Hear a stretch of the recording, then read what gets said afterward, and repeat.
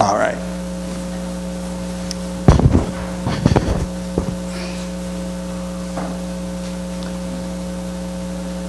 Every now and then I do a lesson on the Psalms. These have been with sporadic frequency. So, one day maybe, just maybe, we will finish the book. But this evening I want to look at Psalm 10 and ask the question, does God not see? Now, I kind of think, well, God does see things, of course. He's all-knowing, all-powerful. He knows everything that's going on in this world. And yet, the psalm kind of asks this question, which means that God himself is the one that brings it up. And it's a relevant question to ask because, this is the great challenge and the great difficulty we have. A Greek philosopher, Epicurus, once asked, if God is both all-powerful and all-good, where does evil come from? He wrote that is God willing to prevent evil but not able? And he's not omnipotent. But is he able and not willing? Then he's malevolent. If is he both able and willing? Then whence cometh evil? Is he neither able nor willing? Then why call him God? The statements like that create problems for the unbeliever. And create problems for us even, because we have to wrestle with it. But it's not a question the Bible ignores. It's something that the Bible chooses to zero in on and talk about because we really are supposed to wrestle with it. Does God not see? Is he just? Now, last time we talked about Psalm 9. And Psalms 9 and 10 go together. They actually, if you put them together in Hebrew, they form a loose acrostic. Although there's 4 letters missing for some reason randomly. But there are some ancient versions nonetheless that treated Psalms 9 and 10 as if they were the same psalm. But when you pair them together, Psalm 9 makes a promise. God will execute justice. Psalm 10 asks a question. Why isn't God executing justice? What happened? And in fact, this is really the same dilemma that you see everywhere in the book of Psalms. Psalms 1 and 2 talk about how God is going to save the righteous and punish the wicked. He's going to stop the evil nations that conspire against him.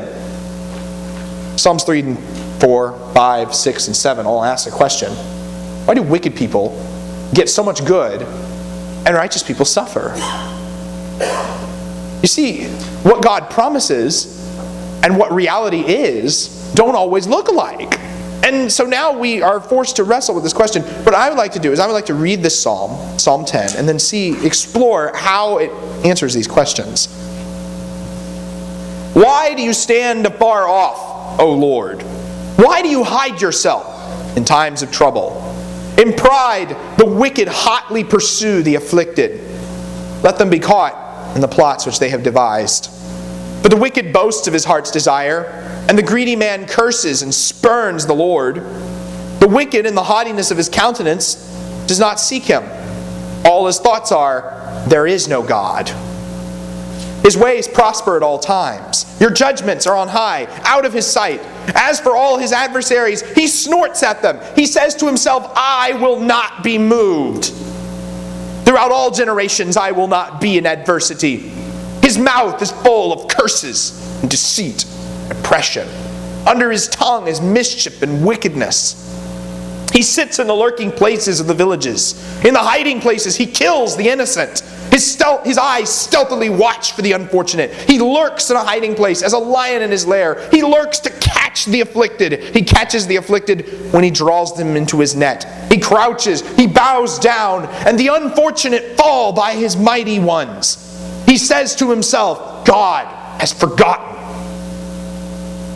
He has hidden his face. He will never see it. Arise, O Lord.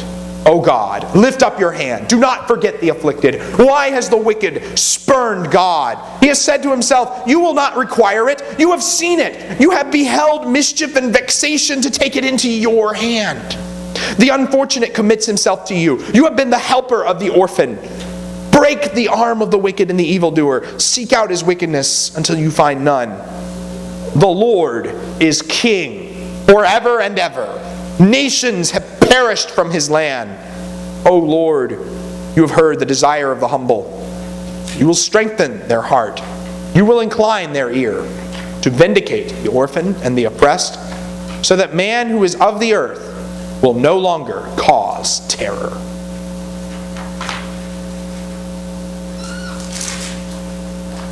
Now, the first couple of verses are really kind of a summary of the whole psalm. Why doesn't God judge? Why are you standing far off, O Lord? Why does God hide himself in times of trouble? Because it's in the times of distress. This is the times like we talked about with Naomi in the book of Ruth, where she's lost everything and says, the hand of the Almighty has gone against me. Did God help her in that situation? Well, of course we know by the end of the story he did. But why doesn't God deal things out more fairly, we sometimes wonder? The Greek, as I mentioned before, there's this Greek philosopher Epicurus who wrestled with this idea, but David writes long before this guy did. Because the problem of evil isn't something that these Greek philosophers thought up in their ivory towers. It's something that's always been here. It's something that we've always had to confront. It's real. It gets down to the nitty-gritty, the things that we wrestle with in everyday life. And it's a stumbling block for all believers. It's a stumbling block for everyone, really. And it doesn't go away simply because people try to deny God's existence. That's one solution people have attempted. But, if everything really is the product of a mindless coincidence, if it's all just an imagined fairy tale, well, then it's hard to quantify or explain what terms like good or evil would even mean in the first place. And then you can't really figure out what the problem of evil is if you can't adequately define evil. So that's not valid approach. But the problem, practically speaking, is that the wicked are pursuing the afflicted in verse 2. Now how does that jive with what we read in the previous psalm? In Psalm 9 and verse 12, it says that he who requires blood remembers them. He does not forget the cry of the afflicted. God hears when people cry to him. He doesn't forget it. So why is it that the wicked are hotly pursuing the afflicted ones? Why is that still going on? If God really protects the afflicted, if God really listens to their cries, then why are the wicked allowed to chase them and harm them? Where is the justice that was promised in Psalm 9? Where is the vengeance? Where is the situation where things get made right? Where are those things? The psalmist prays, let them be caught in the plots which they have devised. Kind of an interesting thing to pray. Is it appropriate to pray that? Yes, it is. Basically, what it is, all this is just a request. God, keep your promise. This is the thing you described in the previous psalm. In Psalm 9 and verse 15, the psalmist writes that the nations have sunk down in the pit which they have made. In the net which they hid, their own foot has been caught. In other words, let them get entangled in their own traps. And Psalm 10 begins the same way. God, do it. Do the thing you promised. Catch them in their own traps. But what's really going on? Well, verses 3 through 11 is basically a description of what the wicked are doing. And in a nutshell, what are the wicked people doing? They're trying to trick God. Now, if you were to confront any one of them on the street and interview them and say, oh, you're trying to trick God. Oh, he probably would have denied it outright because that's not what's going on. But it's not the words of his mouth that are saying, I'm trying to trick God. It's his actions. It's who he is as a person. What makes a man evil? What makes a man wicked? Well, in just reading the verses here, the wicked man boasts about what he wants. The greedy man curses and spurns Yahweh. He doesn't seek God. He thinks there is no God. He prospers all the time. God's judgments are out of his sight. He snorts at the adversaries. He shall not be moved. There's actually a song where the chorus, I shall not be moved. But here that's not a good thing. I will not be moved is a statement of the wicked in Psalm 10 and verse 6. It's probably, the song intended it to be more about commitment, original context, but in this psalm, it's this idea of stubbornness. I'm not going to change for anybody, no matter what God says. He claims he will not be in adversity. His mouth is full of curses and deceit and oppression and mischief and wickedness. Actually, verse 7 is quoted by Paul in the New Testament in Romans chapter 3. In Romans 3, Paul's quoting a bunch of Old Testament passages, basically to do what the psalmist is doing here. Describe what the wicked are like. He hides in the villages to kill the innocent and the unfortunate. He hides like a lion in his lair to catch the afflicted in a net. There's kind of an interesting mixed metaphor. I've never seen lions use nets to catch people. Usually it's the other way around. But here he's doing both because the kind of person he is. The unfortunate fall into his claws. Verse 11, he thinks God won't see what he is doing. I want to look at that statement there. There is no God, they say. What does that mean? There's no question. You look around you, you talk to people, you look up things online. Atheism is a growing force and is going to continue to be in popularity in this world. Even, especially what you find is a lot of professing Christians, they get, quote, disillusioned with their Christendom and they just abandon belief in God altogether. They claim, of course, they are free thinkers. They have been loosened from the shackles of religion. And that's a problem, certainly. Because this existence of this problem of evil has led to a situation where people think and say there is no God. And if you flip just a little bit further, we're in Psalm 10, all you have to do is go a few Psalms forward to Psalm 14. The fool has said in his heart, there is no God. They are corrupt. They have committed abominable deeds. There is no one who does good. The Lord has looked down from heaven upon the sons of men to see if there are any who understand, who seek after God. They have all turned aside. Together they have become corrupt. There is no one who does good, not even one. Denying God's existence is the height of foolishness. I can say that because that's what the Bible says. It's the height of foolishness. The fool has said in his heart, there is no God.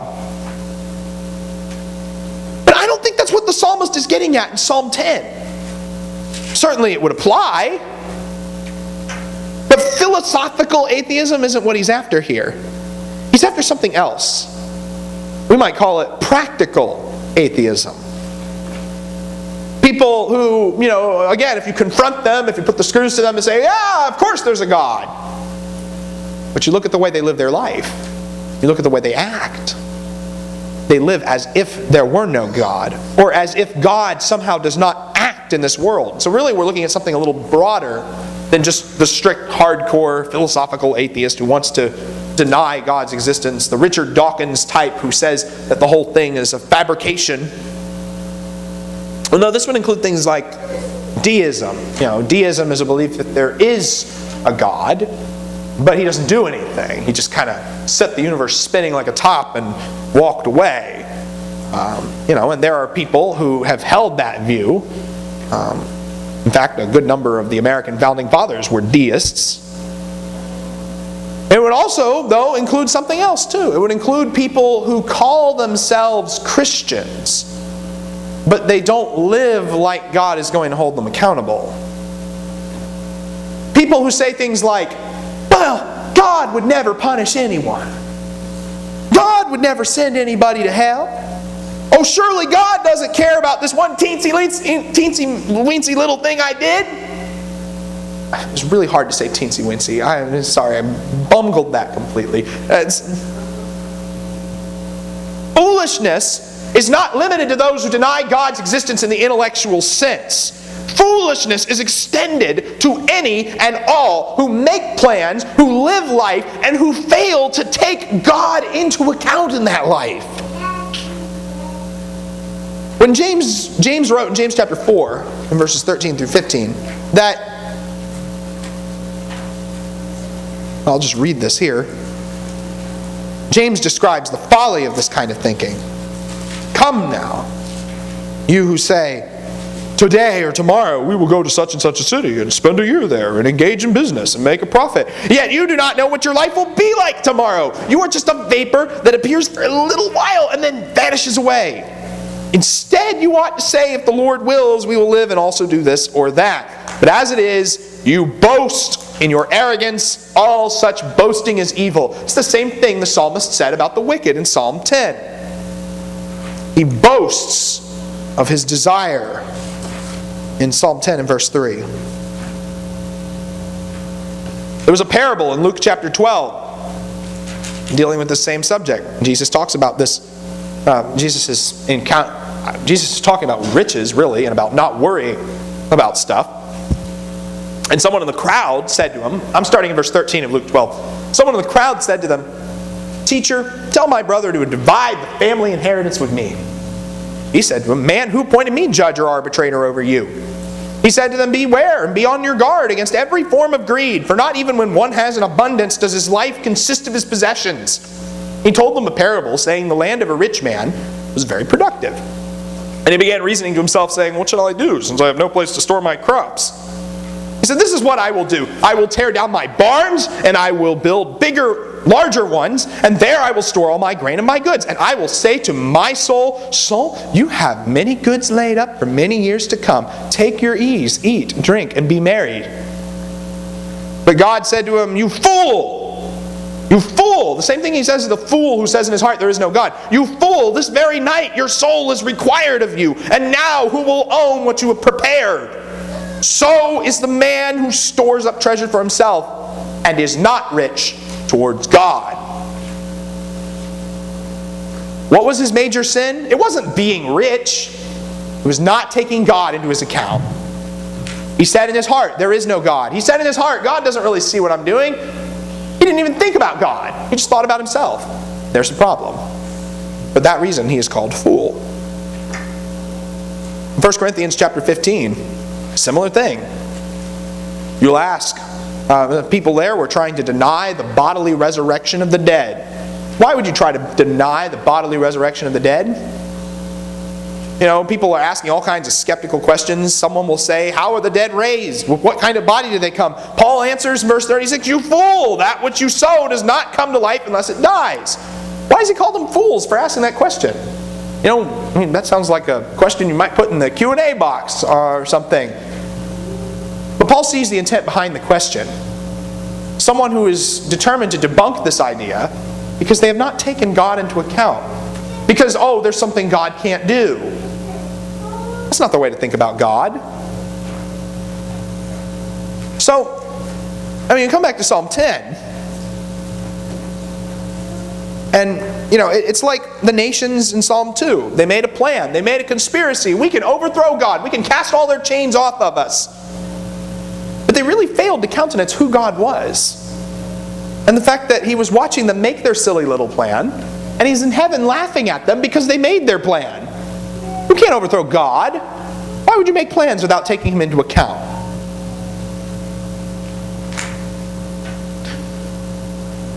The psalm challenges us with a question by defining, you know, a lack of belief in God in this fashion.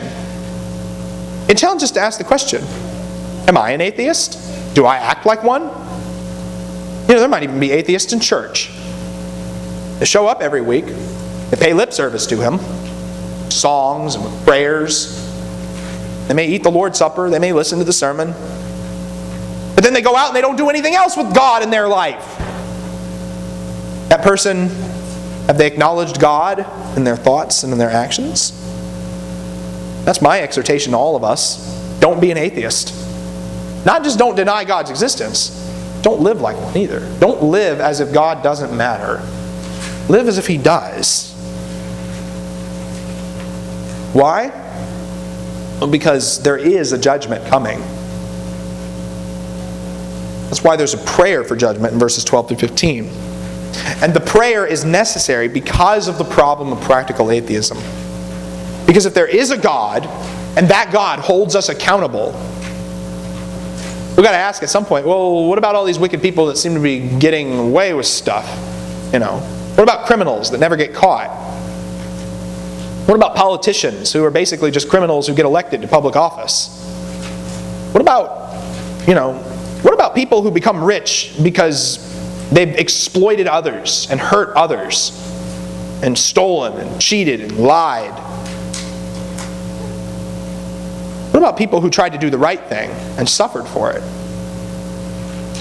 Where does all that happen? How does all that fit in? Instead of letting the afflicted be pursued in verse 2, verse 12, God is asked not to forget the afflicted.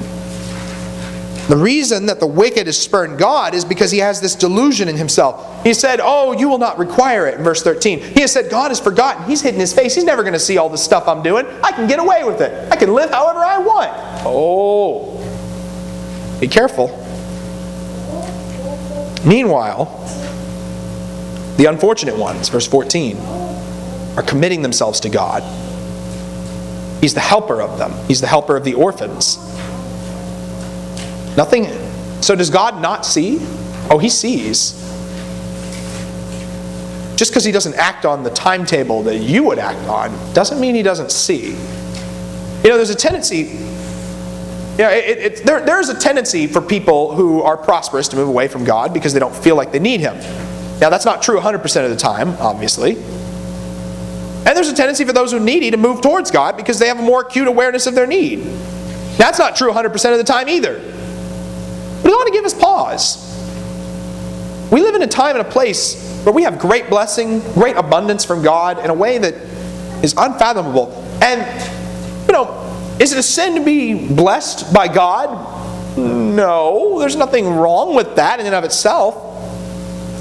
But we need to take care that we don't forget where it actually comes from. Here we are. We're in an air-conditioned, temperature-regulated environment. It's not something everybody in the world has. A lot of you drove cars to get here. That's not something everybody in the world has. A lot of you have printed Bibles in your hand, which you can read, by the way. Literacy is not something universal to the rest of the world. And neither is access to the Scriptures. There's a reason we send money we take money to India to print Bibles. Because it's hard for them to get Bibles on their own. There's a lot of prosperity that we have. And there's a danger in any prosperity when we're able to, just go up the road and get food to fill ourselves for just a few bucks. There's a danger to forget where that comes from.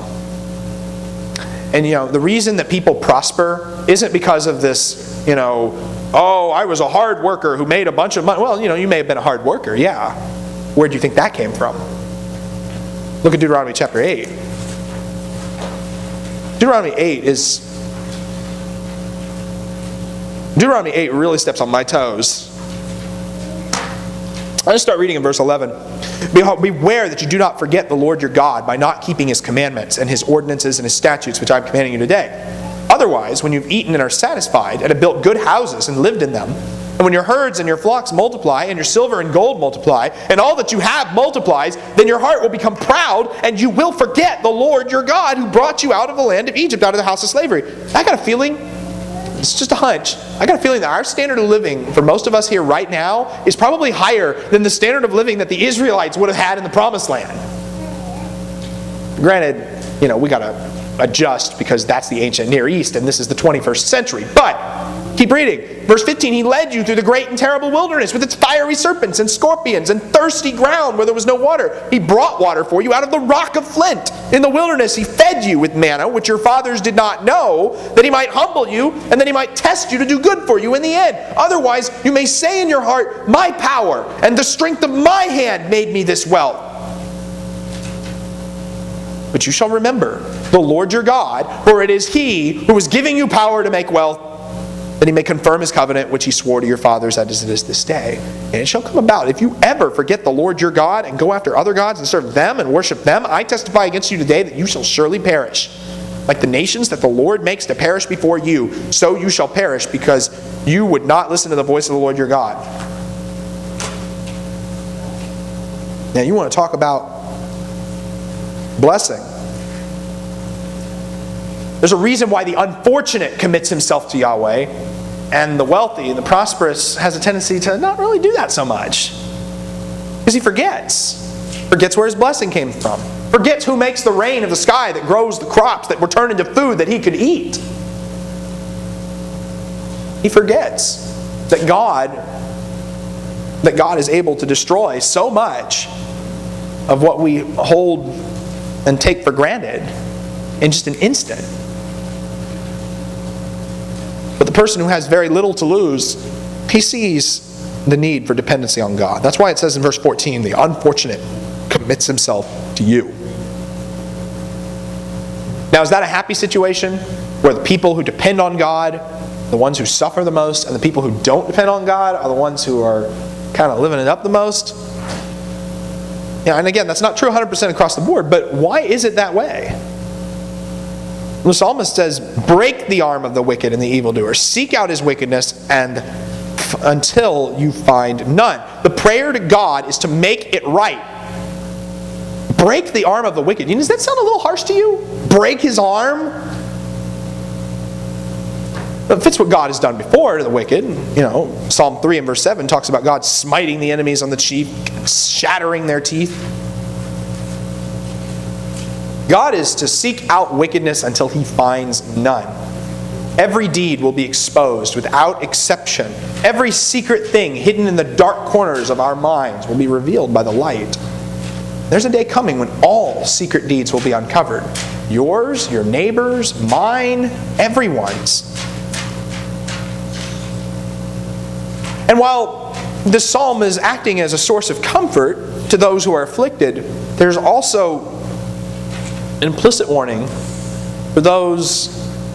for all of us really. Make sure that we are not in the category of people who are saying, oh, God doesn't see this. Make sure that that's not how we live. How we ought to live ought to be defined more by those who seek God, who realize their need for dependence on God. We ought to realize that ultimately, deep down, we are wretched and poor and miserable. We are unfortunate, and we ought to commit ourselves to Him. The end result, God will judge. It's a statement of confidence. God will vindicate His people. He is King. We sang about that earlier. He is my King. I dearly love Him. Now, for some people don't love the King, because the coming of the King will mean really that their evil deeds get exposed and they have to pay for what they've done. But for those of us who are the people of God, we can say He is our King and that we love Him and put Him in the place He deserves. This is the real solution to all problems. In Psalm 2 and verse 6, God had promised to install His King on Zion, His holy mountain. And in Psalm 9 and verse 10, God Himself dwells on Zion. Here, God is the King. There's kind of this ongoing tension that you see in the Psalms. Is the King God? Is the King somebody that God appoints? Well, of course, you already know the answer to that. The answer is yes. The King is God, and the King is someone God appoints because, well, Jesus is both of those things. Jesus is God in the flesh, and He is the descendant of David, whom God appointed to be king. Nations have perished from His hand. Of course, describing Psalm 1 and verse 6, the way of the wicked will perish. Psalm 2 and verse 12, the nations who reject God, they will perish in the way. And while the wicked claim that God does not see their evil deeds, it says in verse 17 that God has heard the desire of the humble. As a result, God will strengthen their hearts. He will incline His ear. He will listen to their cry. He will pay attention to what's going on, and He will right the wrongs. The man of the earth, the man who is of the earth, it says, will no longer cause terror in verse 18. And that's the last statement made in the psalm. The man who is of the earth will no longer cause terror. The goal of the final judgment and the resurrection of the dead brings about an end to fear. It brings about an end to terror. And, the lawless person, the person who doesn't love God, one of the things he delights in is, terrifying people, intimidating them, using people as a means to an end, to manipulate them, to do his will. And that's true whether you're talking about any of the numerous world leaders of Bible times, like Sennacherib, or Nebuchadnezzar, or Alexander the Great, or Nero, or Domitian. Those were men who ruled by terror. They ruled by terrifying the people of God, trying to intimidate them, trying to hurt them, trying to kill them, trying to get them to denounce their faith. let's not stop there. I mean, you go out through human history, you can see any number of other leaders, world leaders, who tried to cause terror. Whether you're talking about Adolf Hitler or Joseph Stalin. And even today, we have, what is the big crisis that goes on all over the news? Terrorism. There's a whole group that's devoted to the idea of spreading and fostering terror.